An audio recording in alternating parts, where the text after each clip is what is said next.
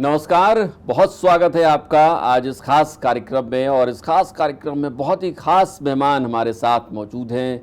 बहुत खास शख्सियत हैं हमारे साथ जो इस वक्त बैठे हुए हैं। आलोक बी लाल जी हैं, उत्तराखंड के पूर्व डीजीपी हैं, अपने आप में बड़ी ख़ास हस्ती हैं एक तरीके से। और आज उनसे बात करेंगे, मुलाकात करेंगे, उनके बहुत सारे अनुभव हैं।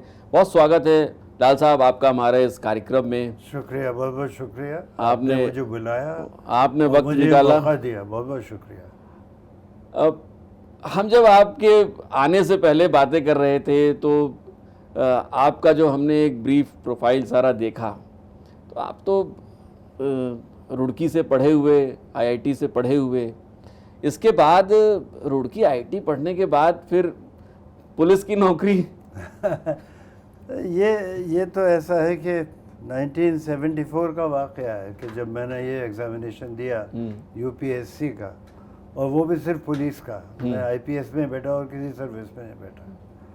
तो ये सवाल मुझसे तब से पूछा जा रहा है कि एक तरफ मैंने सही सवाल पूछा, यानी एक तरफ मास्टर ऑफ टेक्नोलॉजी की डिग्री, वो भी गोल्ड मेडलिस्ट वहाँ के, और फिर आप ये ज्वाइन कर रहे हैं जिसमें आपकी एजुकेशन का कोई डायरेक्ट मतलब नहीं, यूज़ नहीं है। तो मेरा तो ये माना, देखिए एजुकेशन जो है वो एक आदमी को कुछ सिद्धांत देती है, कुछ मूल्य देती है, वैल्यूज़ देती है, और वो अपने जीवन का वो मकसद बना लेता है। अच्छी एजुकेशन हो तो अच्छा मकसद होता है, अच्छी एजुकेशन ना हो तो बिखर जाता है आदमी। तो मुझे खुशी है कि मैं आईआईटी जैसी जगह गया। दूसरी बात यह कि 1974 का आप तसव्वुर कीजिए, उस ज़माने में नौकरियां बहुत कम थी। तब तक आईटी रेवोल्यूशन तो हुआ नहीं था, कंप्यूटर का कोई नाम भी नहीं जानता था। तो जो कंप्यूटर की वजह से करियर्स खुले हैं, या 1991 के बाद जब हमारी इकोनॉमी खुली है, ओपन मार्केट आया, इंडस्ट्रीज़ लगी हमारे, तो बहुत सारी ओपनिंग्स खुली लोगों के लिए। 74 में या तो आप इंजीनियर बन जाइए, डॉक्टर बन जाइए, सिविल सर्वेंट बन जाइए, टीचर बन जाइए, इस तरह की कुछ थी। और मैंने सिर्फ एक प्रयोग के तौर पर, सच्ची बात है, एक तजुर्बा करने के लिए आईपीएस का एग्ज़ाम दे दिया। वो भी मेरे फादर की इच्छा थी, वो भी सिविल सर्वेंट थे। तो उन्होंने कहा भाई तुम बैठ जाओ। मैंने कहा मेरे पास टाइम प्रिपेयर करने का नहीं है, मैं टाल रहा था उसको। लेकिन उन्होंने कहा कि चलो सिर्फ आईपीएस में बैठ जाओ। तो उस ज़माने में आईपीएस में पेपर्स कम होते थे। अच्छा, यूपीएससी का पैटर्न थोड़ा अलग था। अच्छा, मतलब अभी जो मौजूदा पैटर्न है उससे अलग पैटर्न था। अलग था, उसमें आईपीएस के पेपर्स कुछ कम होते थे और आईएएस के ज़्यादा। तो पिताजी ने सोचा कि चलो ज़्यादा पेपर नहीं, कम पेपर भी तो भाई इसमें बैठ जाओ। उन्होंने कहा कि भाई ठीक है, ये नहीं करना चाहते। अब इत्तेफाक के बाद यह है कि मेरी पोजीशन बहुत अच्छी आ गई। मैं यूपी में फर्स्ट था और ऑल इंडिया में 7th था। वाह। तो अपना होम कार्डर भी मिल गया, यूपी कार्डर। तो उसके बाद फिर ज्वाइन कर लिया और फिर बदलने की सोची नहीं कभी। जब हम पढ़ रहे थे तो जिनको हम लोगों ने फिल्मों में देखा या फिर एक बतौर राजनेता देखा, आपने उनको आमने सामने देखा। मतलब वो फूलन देवी वाला इलाका भी आपने खूब छाना। जो आपके प्रोफाइल में जब हम पढ़ रहे थे कि फूलन देवी हों, चाहे विक्रम मल्ला हो, मुस्तकीम हो, तो उस दौर में जब हम लोग तो केवल सुनते हैं कि दस्यु हुआ करते थे, डकैत हुआ करते थे और गोलियां चलती थीं, और उस इलाके में तो पुलिस वालों का जाना भी मुश्किल हुआ करता था। वाकई वो दिन बहुत अलग थे और अब से बहुत अलग थे। एक तो आजकल वैसी डकैतियाँ होती नहीं हैं, वो ख़त्म हो गया। वो क्राइम ही अब करीब करीब ख़त्म है मेरे ख्याल से। दूसरी बात यह है कि अब जैसे मैं अभी आपसे बात कर रहा था, लोगों के पास ओपनिंग्स नहीं थी। अब तो जो खेती होती है उसमें भी बहुत साइंटिफिक इनपुट्स हो गए हैं। मशीनरी है, बड़ी बड़ी मशीनरी खेती में इस्तेमाल होने लगी है। और ज़मीन जो कि उपजाऊ नहीं होती है उसमें भी कोई ना कोई तरीक़ा निकाल लिया जाता है। तो जो ग्रीन रेवोल्यूशन जैसी चीज़ जो है वो उसका असर नज़र आ रहा है। तो वो सब हुआ है। वो बात लगे कि हमारे नहीं, लेकिन शोले फिल्म में हम लोग जैसे देखते हैं कि वो घोड़े पे बैठते हुए, वही मैं आपको बता रहा हूँ, घोड़े वोड़े पे तो कोई नहीं बैठता। वो सब तो फिल्मी कहानियां हैं। फैंटेसीज हैं। जो दस्यु घोड़े पर बैठ के आएगा, डेफिनेटली वो फिल्म को देखकर दस्यु बना है। जी अच्छा, क्योंकि ऐसा भी होता था। मैं आपको बताता हूँ, दस्यु चाहेगा ये कि वो नज़र तब तक ना आए जब तक कि वो हावी ना हो जाए। अब सोचिए, दस्यु कोई हम में से आपसे अलग आदमी थोड़ी होता है, वो कोई महामानव थोड़ी होता है। और आमतौर पर वो गरीब लोग होते हैं और परेशान लोग होते हैं।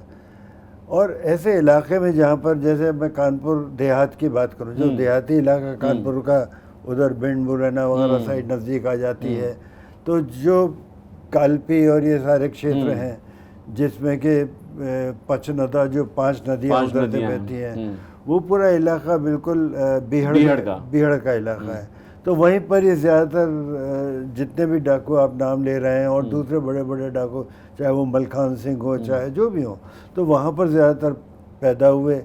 और वो एक समाज में एक्सेप्टेबल सिचुएशन थी कि आपके ज़मींदार ने आप पर जुल्म किया, तो आप में से कुछ ये हिम्मत कर सकते हैं कि आप उतर जाइए। कहते भी तो घाटे में उतर गया, घाटे में उतर गया, बागी कहते हैं उसको।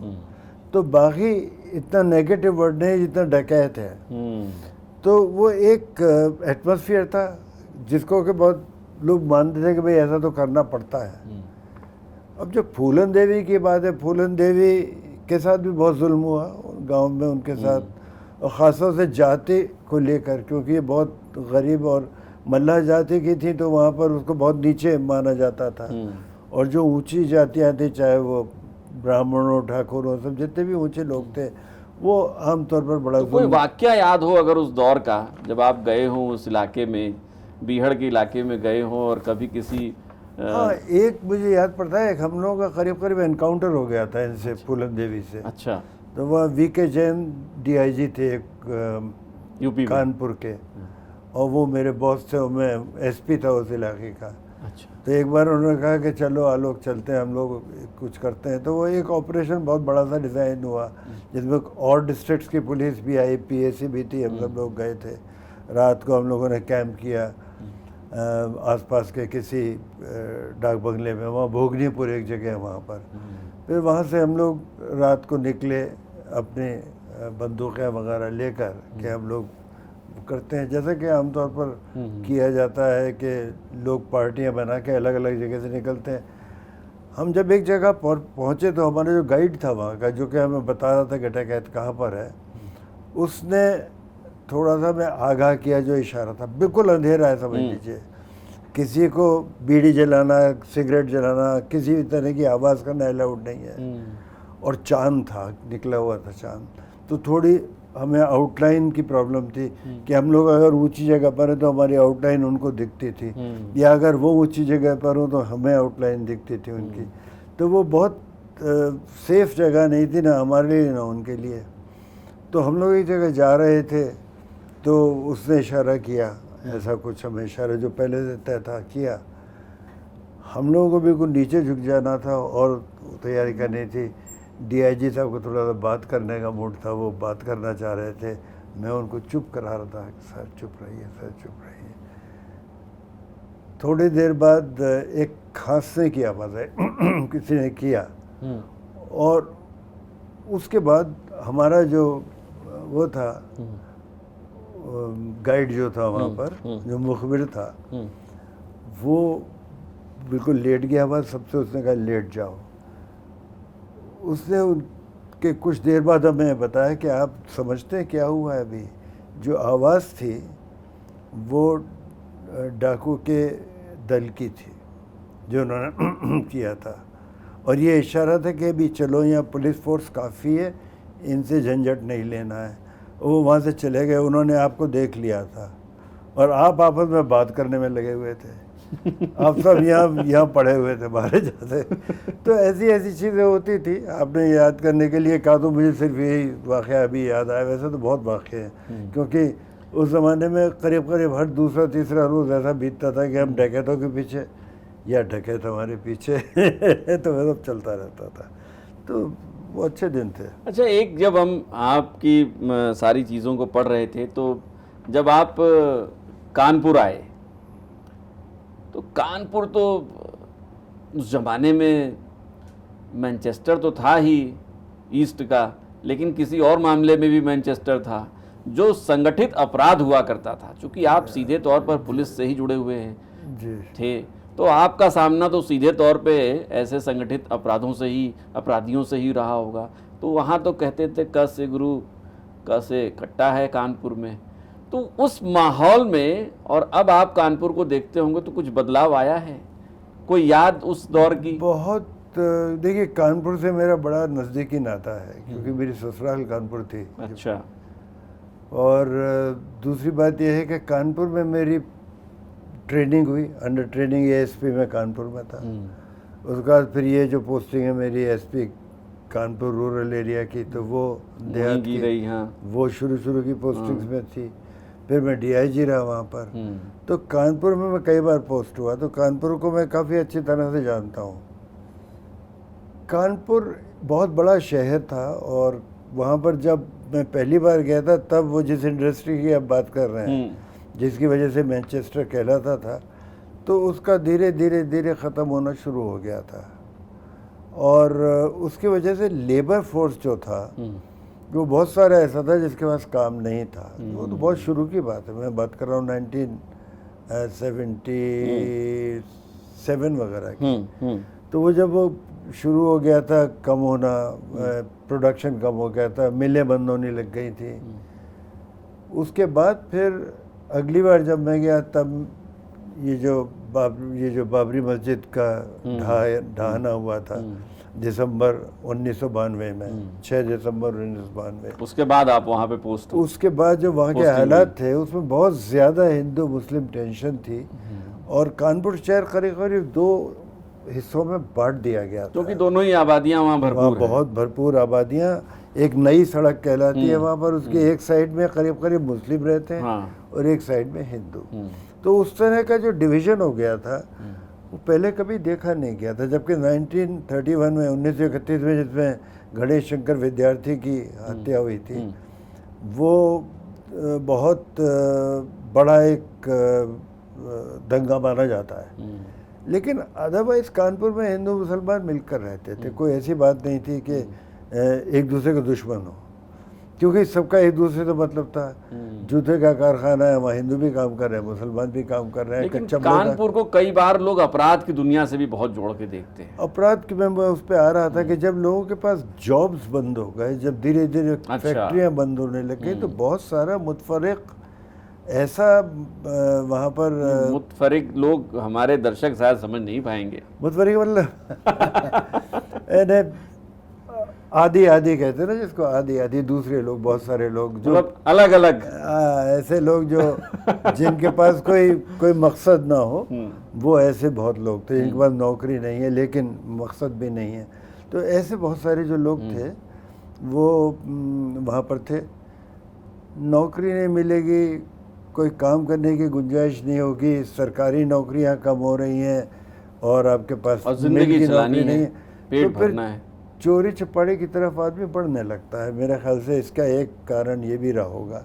तो वहाँ ये बात सच है कि काफ़ी क्राइम था कानपुर में था। पास में अब क्या लगता है आपको देखकर, कम है या पहले से? भी है, कोई फर्क नहीं पड़ा। क्राइम तो अब भी हो रहा है, और चाहे जो कहा जाए, क्राइम पर कोई भी गवर्नमेंट अब तक कंट्रोल नहीं कर पाई है।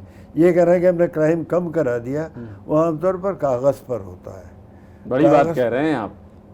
नहीं तो जो इससे रूबरू आप भी हुए होंगे। कागज तो आपने भी कम भरे होंगे फिर। हम पे बहुत दबाव था, और मेरा इसमें नज़रिया अलग था। मैं जब डिस्ट्रिक्ट्स में एसपी था, तब भी ऊपर से दबाव ये था कि भाई क्राइम कम करिए, नहीं तो आप जाइए अपने सीआईडी में रहिए आप। तो कहने का मतलब है कि अगर आप क्राइम कंट्रोल नहीं कर सकते, लेकिन कंट्रोल करना, कागज़ पे करना, आदमी तो परेशान है, सड़क पे आदमी अपने घरों में परेशान है, महिलाएं परेशान हैं, और लोग अपना जेब कटते हुए देख रहे हैं, डकैती पड़ते हुए देख रहे हैं। उनको हम कहेंगे देखिए क्राइम कम हो गया, तो वो क्या कहेंगे, कहाँ तक मानेंगे उस बात को। तो एलानिया तौर पर हम कहते हैं कि क्राइम कम हो गया, वाकई ये होता है कि क्राइम पर कंट्रोल होता है, ये नहीं कह रहा हूँ, कंट्रोल उस तरह से होता है, मैं बताता हूँ, आपकी मौजूदगी अगर बहुत अच्छी है, जिसको आमतौर पर इकबाल कहते हैं कि साहब इकबाल, हाँ, पुलिस का इकबाल पुलिस का इकबाल बुलंद रहे हमेशा। पुलिस का इकबाल अगर बुलंद है और ये मान के चलता है क्रिमिनल कि ये दरोगा अगर इसने मुझे देख लिया तो छोड़ेगा नहीं। अब इधर कुछ मुझे ऐसा लगता है कि ये वाला जज्बा कुछ कम हो गया है लोगों में। मैं अपने फोर्स की बात कर रहा हूँ कि बिल्कुल पीछे पड़ जाओ क्रिमिनल के। वो ऐसे बहुत अच्छे क्यों हो अफसर गया हैं, होगा ऐसा, क्यों? ऐसे बहुत अच्छे अफसर भी हैं, लेकिन एक ये जो एक आमतौर पर एटीट्यूड है, ये जो एक नज़रिया है कि हमें पुलिस में रहते हुए पता नहीं खड़कने देना है, वो कुछ कम होता हुआ ऐसा लगता है मुझे। अच्छा, हम लोग छोटे थे तो हम लोग तो कई दरोगाओं को जानते थे, तो हम उन्हें खुर्राट कहते थे कि ये बड़ा खुर्राट दरोगा है, ये देख लेगा तो छोड़ेगा नहीं। लेकिन आजकल लगता है कि बहुत सारी चीज़ों के बाद जब आप पुलिस फोर्स में आते हैं तो उसके बाद आप इतनी चीज़ों में इन्वॉल्व रहते हैं कि साहब पुलिस फोर्स की नौकरी के साथ साथ बहुत सारी नौकरियां और भी कर रहे होते हैं, और शायद यही वजह है। एक तो ये है कि ओवर द इयर्स हमारा जो नागरिक है उसको अपने अधिकारों का बहुत एहसास हो गया है। पहले अगर एक रास्ते में कोई सिपाही दिख जाए, कांस्टेबल दिख जाए, तो उसके प्रति जो रवैया होता था आज वो नहीं है। आप मानेंगे इस बात को? बिल्कुल बिल्कुल। वो जिन कारणों से भी हुआ उनमें से एक कारण ये भी है कि एक आम शहरी को अपने अधिकारों का बहुत एहसास हो गया है, और होना भी चाहिए, ये डेमोक्रेसी है। शुरुआत में जब आज़ाद हुआ भारत तो पुलिस का स्वरूप बदला नहीं गया। जो अंग्रेज़ों के ज़माने में पुलिस बनी उसी तरह का रवैया पुलिस का बना रहा। सेवा भाव नहीं, एक तरह से वो शासक की पुलिस थी, वो पब्लिक की पुलिस नहीं थी। तो शासक जो पुलिस से कराना चाहे पुलिस वही करती थी। अब भी काफ़ी कुछ यही हाल है, अब भी काफ़ी कुछ। लेकिन फ़र्क यह है कि तब शासक गलत काम के लिए कहते नहीं थे और अब शासक सही काम चाहता नहीं है। तो एक ये बड़ा लंबा फर्क आ गया है। आप मानेंगे? बहुत गहरी बात आपने कही है।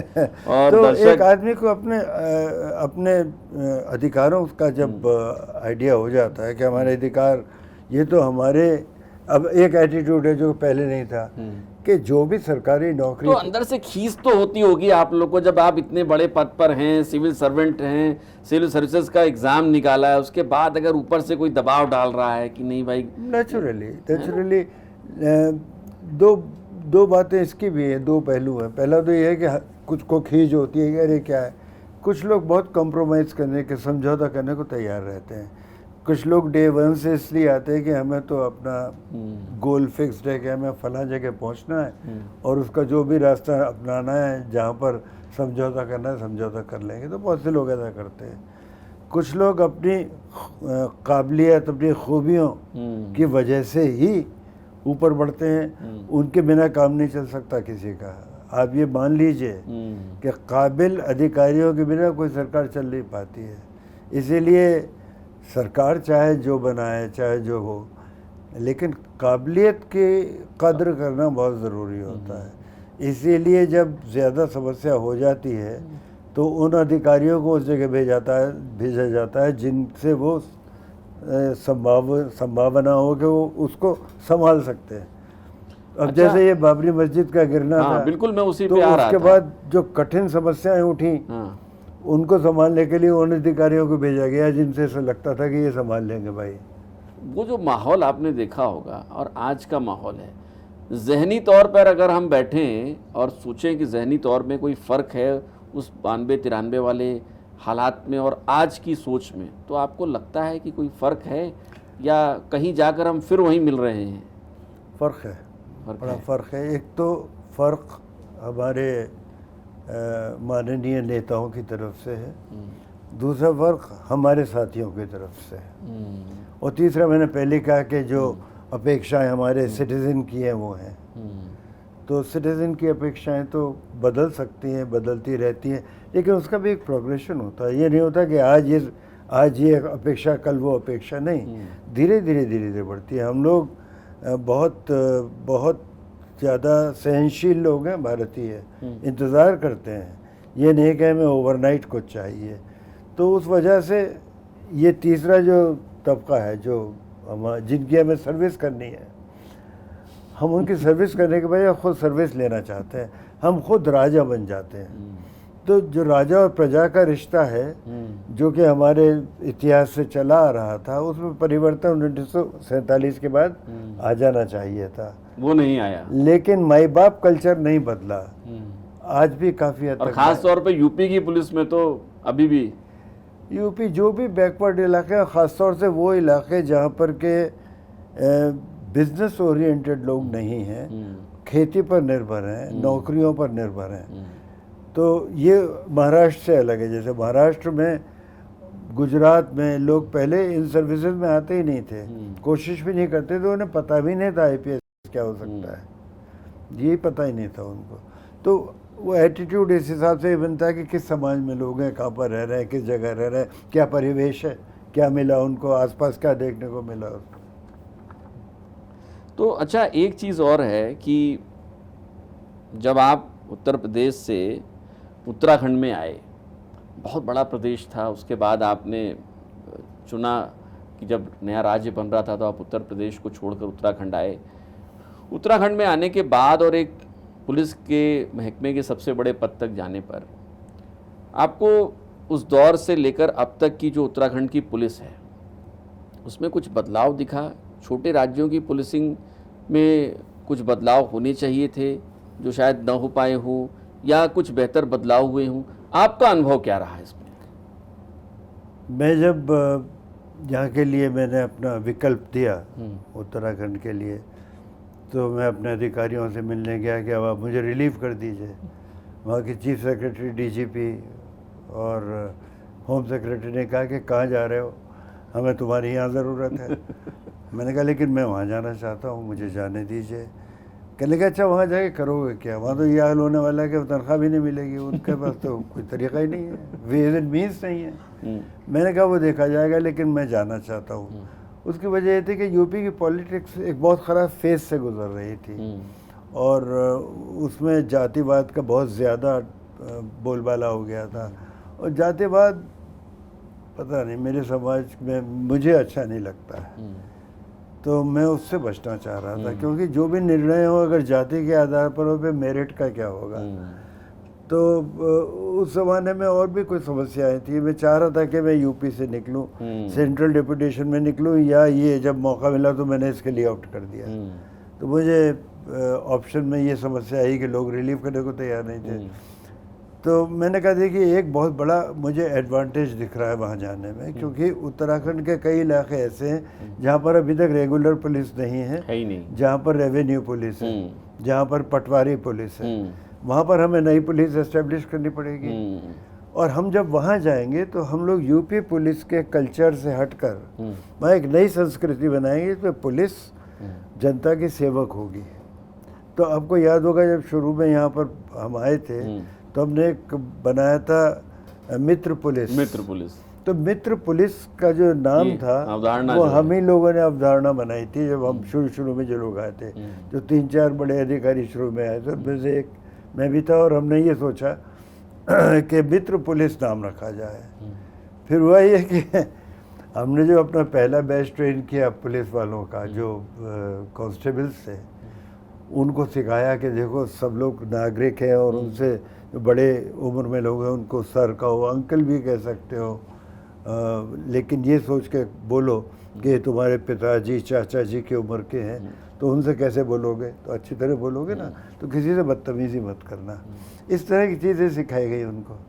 तो एक दिन हमारे पास कुछ लोग एक डेलीगेशन लेकर आए, ये जो किशन नगर चौक है ना जहाँ वो रथ लगा हुआ है, तो वहाँ से कुछ लोग आए। कहता वहाँ पर जो टेम्पो वाले खड़े रहते हैं उनसे पुलिस वाले जाके कहते हैं अंकल ज़रा अपना टेम्पो उधर कर लीजिए, अंकल प्लीज़ एक लाइन में खड़े हो जाइए। तो कहते वो उनकी कोई सुनता नहीं, सब हंसते ही कहते पुलिस वाले, तो आप सब इनको ठीक से ट्रेनिंग दीजिए। तो हमारे एक साथी ने राय दी कि इनको दोबारा ट्रेनिंग के लिए भेजना पड़ेगा। एक्चुअली हमारे कुछ सिपाहियों को फिर ट्रेनिंग के लिए यूपी भेजा गया और उनसे कहा कि थोड़ा सा ये रॉब सीख कर आओ। तो मैं कहना चाह रहा हूँ जो हमारा तसव्वुर था, जो हमारा इच्छा थी, जो हमारी आप कह सकते हैं फैंटेसी थी कि हम लोग एक ऐसा पुलिस फोर्स बनाएंगे जो कि आदर्श पुलिस फोर्स होगा, जो लोगों की सेवा करेगा, उनके ऊपर डंडा चलाकर एग्रेसिव नहीं हो जाएगा, पोलाइट रहेगा, ये बातें थी। वैसा कुछ ज़्यादा हो नहीं पाया। लेकिन अब भी मैं कह सकता हूँ इसके बावजूद यूपी पुलिस से हम लोग बहुत अलग हो चुके हैं। आप शायद खुद अंदाज़ा लगाते होंगे कि यूपी पुलिस वाले आपसे जो बात करते हैं या आपके साथ डील करते हैं उससे यहाँ के पुलिस वाले काफ़ी अलग हैं। और अब भी कुछ लोग कहते हैं कि यहाँ की पुलिस सॉफ्ट है। तो मैं यही समझना चाहता हूँ कि पुलिस सॉफ्ट क्यों ना हो, पुलिस को सबके साथ सॉफ्ट होना चाहिए। हार्ड सिर्फ क्रिमिनल के साथ होना चाहिए। जो भी सख्ती करनी है क्रिमिनल के ऊपर करो, आम नागरिक के ऊपर क्यों कर रहे हो? क्रिमिनल के ऊपर तो कर नहीं पा रहे हो क्योंकि क्राइम हो रहा है, इसका मतलब आप नहीं चला पा रहे। आम नागरिक को क्यों परेशान कर रहे हो? आम नागरिक की तो सेवा करो। तो ये जो हम लोगों का एक स्वप्न था, वो स्वप्न चकनाचूर तो नहीं हुआ लेकिन काफ़ी हद तक टूट गया, पूरा नहीं हो पाया, ये भी कह सकते हैं। गिलास आधा खाली है और आधा भरा है, तो अभी आधा खाली दिख रहा है। आधा भरा हुआ भी काफ़ी अच्छा है लेकिन खाली भी है। चलिए, ये तो बातें हुई अब पुलिस की, ये तो दिमाग की बातें हुई। अब थोड़ी दिल की बातें भी करते हैं। कई किताबें लिख डाली आपने, जब आप, और उसके बाद जब हमारे दर्शक भी सुन रहे होंगे तो आपका जो उर्दू का तलफ़ुज़ है हमसे भी बेहतर है। और दर्शकों को बता दूं कि जिस फैमिली से आते हैं उस फैमिली में उर्दू की बड़ी ज़हीन परंपरा है, बड़ी लंबी परंपरा है। और ख़ुद बिलाल साहब को भी एक नाम मिला हुआ है, उपनाम मिला हुआ है, सुरूर। तो ये सिलसिला कहाँ से आया, इतनी प्यारी उर्दू और किताबें? देखिए साहब, शुरुआत तो ऐसे होती है कि हमारे जो ग्रैंडफादर थे वो भरतपुर का जो कोर्ट था, भरतपुर मतलब जो आज़ादी से पहले भरतपुर स्टेट थी, उसका जो जुडिशल कोर्ट था उसके मेंबर थे वो। उस ज़माने में सारा काम उर्दू में होता था। तो उर्दू एक तो हमारी बेसिक ज़ुबान जिसको मादरी ज़ुबान कहते हैं वो उर्दू थी। उनसे आया, फिर हमारे फादर वो उर्दू के बहुत अच्छे शायर थे, बड़े मशहूर शायर थे। और हमारे भाई, 3 भाई तो बहुत वेल नोन पोइट हैं, उनकी किताबें भी निकली हैं उर्दू की। और हमारे यहाँ लिटरेचर का बड़ा जोर है, फादर से मदर, हमारे भाई, हमारे फैमिली में कुछ बहुएं ऐसी आई हैं जो लिखती हैं, जो हमारी भाभियाँ या हमसे छोटी हैं, या हमारे बच्चों की जो बहुएं आई हैं। तो हमारे यहाँ पता नहीं क्यों लेखक बहुत इकट्ठा है। और मैं अभी कल देख रहा था कि हमारी जनरेशन की इमीडिएट जनरेशन जो नेक्स्ट है और हमसे एक अबव, यानी इन 3 जनरेशन्स में 14 ऑथर्स हैं, 14 माय गॉड किताबें। और एक ऐसा 2 साल का एक ऐसा पीरियड था जिसमें 16 किताबें निकली हमारी। तो हम लोग के परिवार वालों की लिखने पढ़ने का बहुत ज़्यादा है और इस पर बड़ा जोर है। आपकी खुद की 3 किताबें हैं, जहाँ 4 किताबें हैं, और एक और शायद पाइपलाइन में वो चौथी किताब तो अभी इसी महीने रिलीज हुई है। उसका नाम है फैंग्स ऑफ डेथ। ये क्या कहानी है इसमें? ये केरला का किस्सा है और वाकई ऐसा हुआ वो, मैंने सच्ची, सारी मेरी किताबें सच्ची घटनाओं पर हैं। तो ये केरला में ऐसा हुआ कि एक हस्बैंड ने अपनी वाइफ का जो कत्ल किया वो एक सांप से कटवा के किया, कोबरा से उसका कटवा दिया उसको। तो ये पहला केस है हिस्ट्री में जिसमें कि इस तरह का मर्डर वेपन यूज़ करके किसी ने अपनी वाइफ को मारा और वो केस कोर्ट में चला और उसको सज़ा हो गई, उसकी उम्र कैद हो गई उसको। तो 4 अलग अलग काउंट्स पे उसको उम्र कैद हुई है, तो वो छूटने तो वाला नहीं है। तो ये जो केस है इस पर हमने एक किताब लिखी है। ये किताब अभी अमेज़ॉन पे उपलब्ध है, उसको ख़रीदा जा सकता है। इसके अलावा एक बुक है आपकी, murder in the balance, life and death in a divided city. ये जो लाइफ एंड डेथ इन ये डिवाइडेड ये सिटी हाँ, ये बताइए आप जरा। ये एक बड़ा अहम मामला है। आप तो लखनऊ के हैं, बनारस के, बनारस के हैं, तो तो बनारस वाले हैं, लेकिन आपने- लखनऊ दूर नहीं है। आपने लखनऊ का बाबरी मस्जिद का किस्सा तो सुन ही रखा है। 1992 दिसंबर में 6 तारीख को बाबरी मस्जिद को ढहा दिया गया था। तो उसके बाद यूपी में ही नहीं, पूरे हिंदुस्तान में बहुत तनाव हो गया था। बहुत ज़्यादा सांप्रदायिक दंगे हुए थे, हज़ारों लोग मरे थे। मुंबई में भी इसकी रेखी प्रतिक्रिया हुई थी, और इसी की प्रतिक्रिया में दाऊद इब्राहिम ने वो सारे जो बम ब्लास्ट वहाँ पर आतिशबाजी की थी वो हुई थी। उसमें भी हज़ारों लोग नहीं, सैकड़ों लोग मारे गए थे। यूपी में सिर्फ कानपुर में कहा जाता है कि 256 मुस्लिम्स मारे गए और तकरीबन 11 या 12 हिंदू मारे गए। तो वो बहुत सारे किस्से उस समय ऐसे हुए थे कि हर जगह बम चल रहे थे, हर जगह आग लग रही थी। आगजनी का किस्सा ऐसा होता था जैसे कोई बात ही ना हो। तो उसका बहुत ज़्यादा रिएक्शन हुआ था।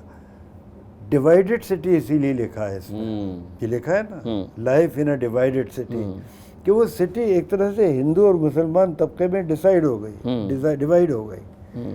तो वहाँ पर जो हालात थे उनके बारे में एक किताब है 1992 में, बाबरी मस्जिद के गिराए जाने के बाद। अच्छा, वो जो आप बता रहे थे, जिक्र कर रहे थे कि एक चर्चा आप कर रहे थे कि काला बच्चा, हाँ, वो क्या किस्सा है, जरा दर्शकों को प्लीज बताइए। मर्डर इन द बाइलेंस, इसीलिए मर्डर कहा गया है कि एक काला बच्चा थे। वो काला बच्चा कौन थे? ये काला बच्चा का नाम मुन्ना सोनकर था। मुन्ना सोनकर, और वो कानपुर बीजेपी के नेता थे।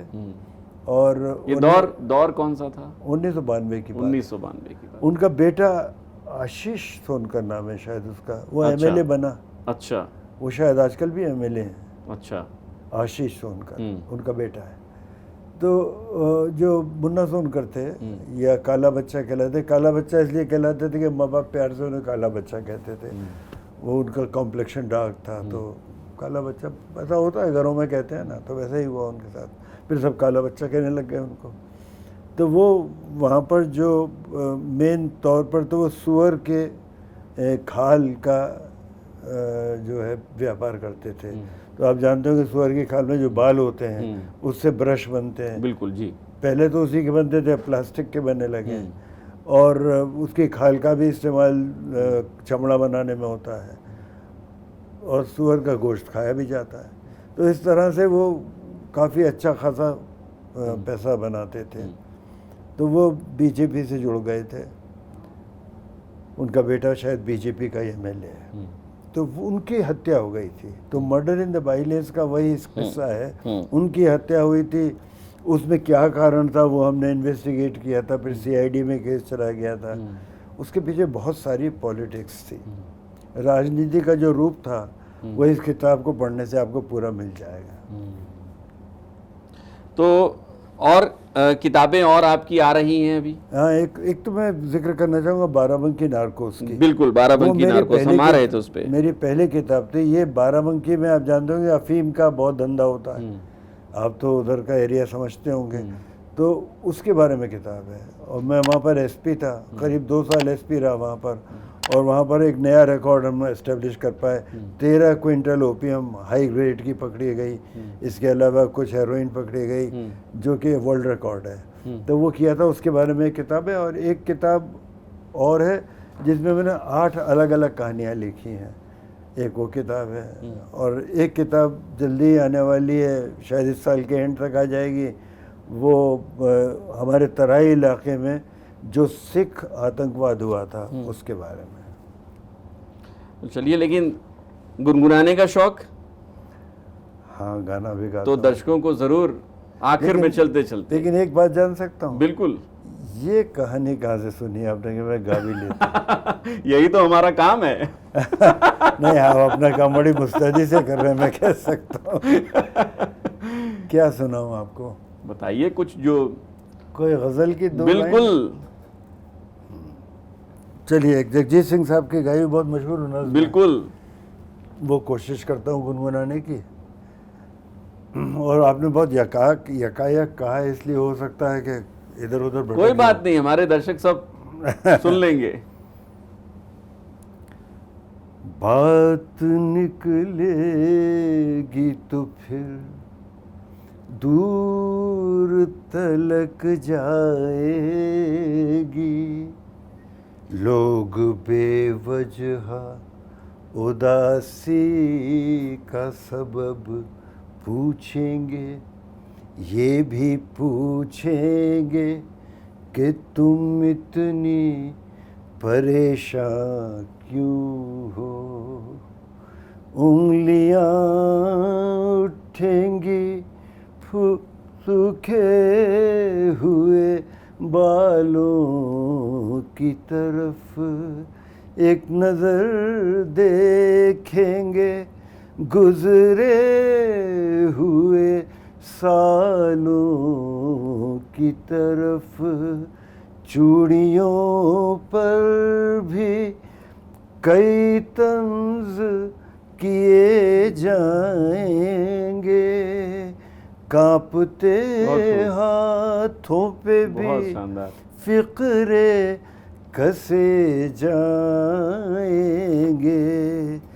लोग जालिम हैं, हर एक बात का ताना देंगे, बातों बातों में मेरा जिक्र भी ले आएंगे।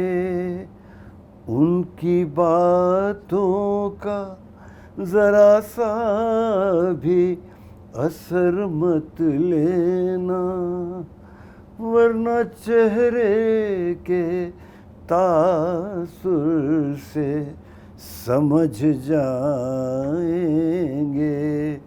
चाहे कुछ भी हो सवालात ना करना उनसे, मेरे बारे में कोई बात न करना उनसे।